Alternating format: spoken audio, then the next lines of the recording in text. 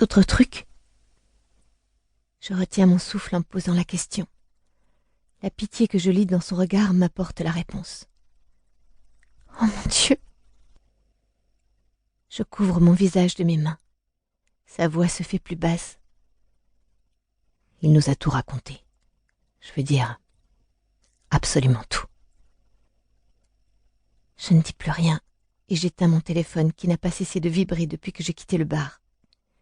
Il n'a pas le droit de m'appeler. Il n'a plus le droit. Nous approchons du campus. Tu es dans quelle résidence maintenant? Je n'habite plus à la Cité U. Hardin et moi... Il m'a convaincu d'emménager avec lui la semaine dernière. Il n'a pas fait ça, demande Z, le souffle coupé. Si, il est tellement... Il est juste... Je bégayais, incapable de trouver le bon mot pour définir sa cruauté.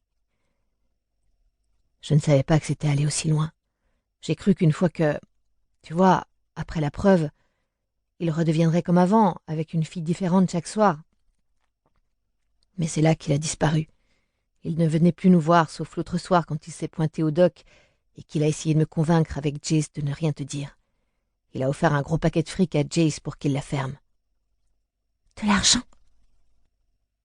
Hardin n'aurait pas pu faire pire. À chaque révélation répugnante, l'espace dans la voiture de Z se rétrécit un peu plus. Ouais, Jace s'est foutu de sa gueule évidemment, mais il a dit à Hardin qu'il la fermerait. Et pas toi?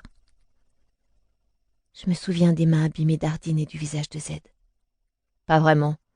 Je lui ai dit que s'il ne t'avouait pas tout rapidement, je le ferais. Visiblement, il n'a pas trop aimé, répond-il en désignant son visage. Si ça peut t'aider à te sentir mieux, je crois qu'il se soucie vraiment de toi. Ce n'est pas le cas. Et même si ça l'était, ça n'a aucune importance. J'appuie ma tête contre la vitre. Chacun de nos baisers, chacune de nos caresses ont été partagées avec les amis d'Hardin. Chacun de nos instants révélés. Mes moments les plus intimes. La seule intimité que je n'ai jamais eue avec quelqu'un ne m'appartient plus. Plus du tout. Tu veux venir chez moi? Je ne veux pas être lourd ou te faire flipper. Juste, j'ai un canapé que tu peux squatter jusqu'à ce que tu saches ce que tu veux faire. Non. Non, merci. En revanche, je peux me servir de ton téléphone. Je dois appeler Landon.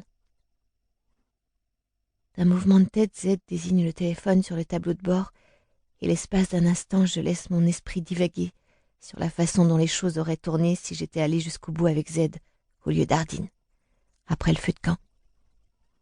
Je n'aurais jamais commis toutes ces erreurs.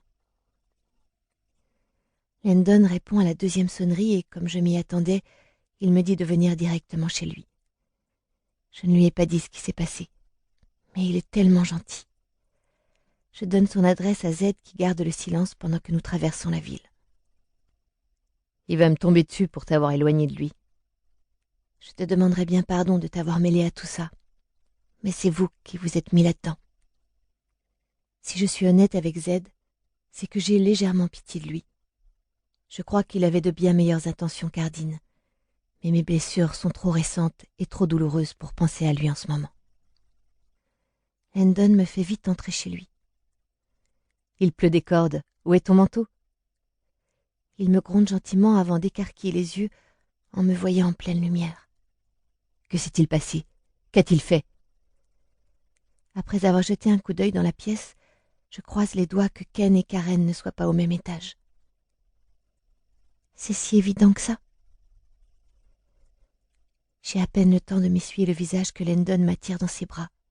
Je tente encore de sécher mes larmes.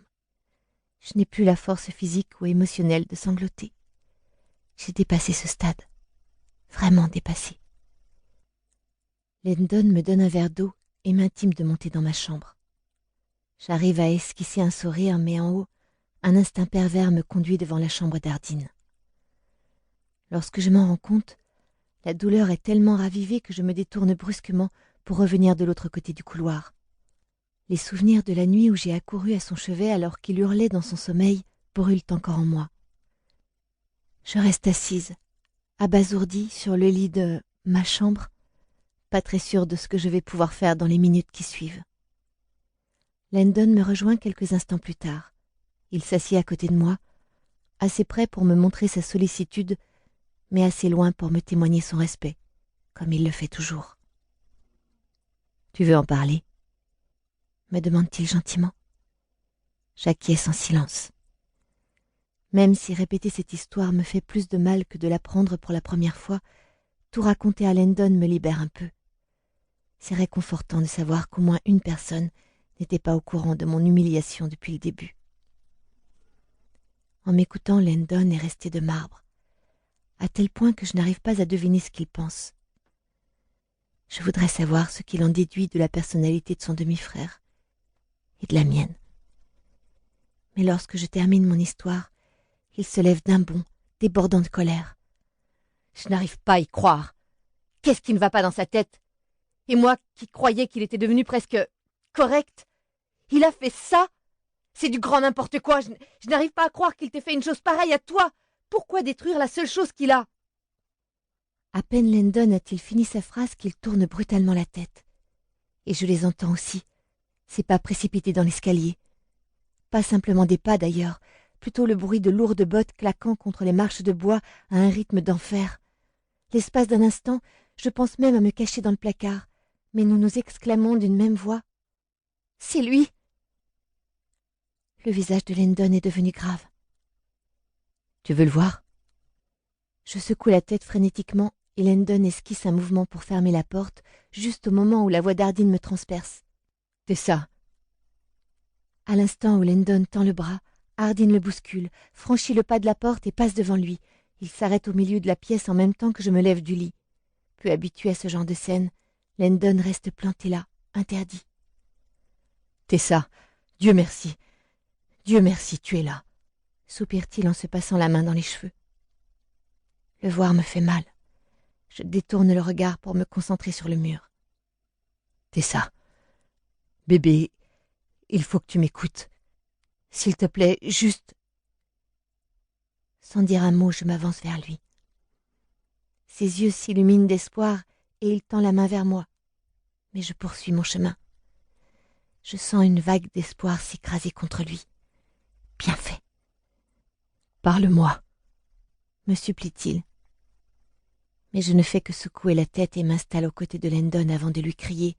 « Non, je ne te reparlerai jamais !»« Tu ne peux pas dire ça. »« Éloigne-toi de moi !»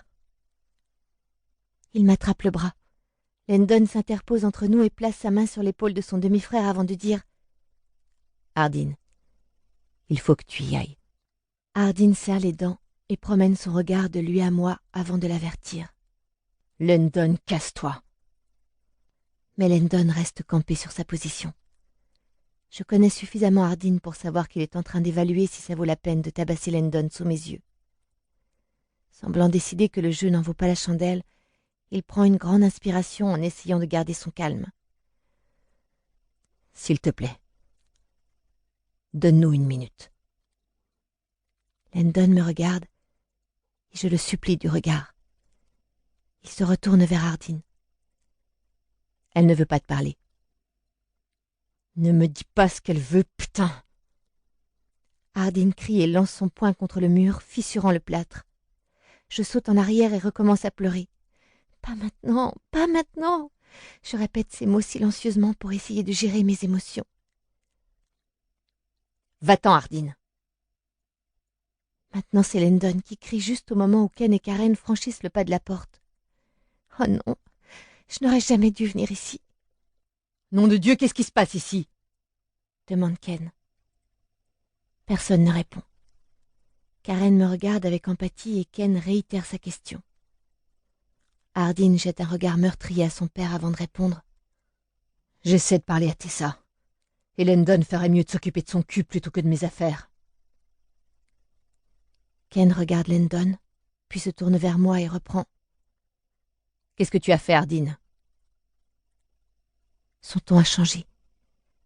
Il est passé de l'inquiétude à la colère. J'ai du mal à savoir.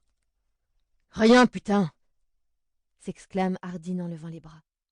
Pour continuer à écouter ce livre audio gratuitement, cliquez sur le lien dans la description et vous pourrez l'écouter en entier sans frais grâce à l'essai de 30 jours d'Audible.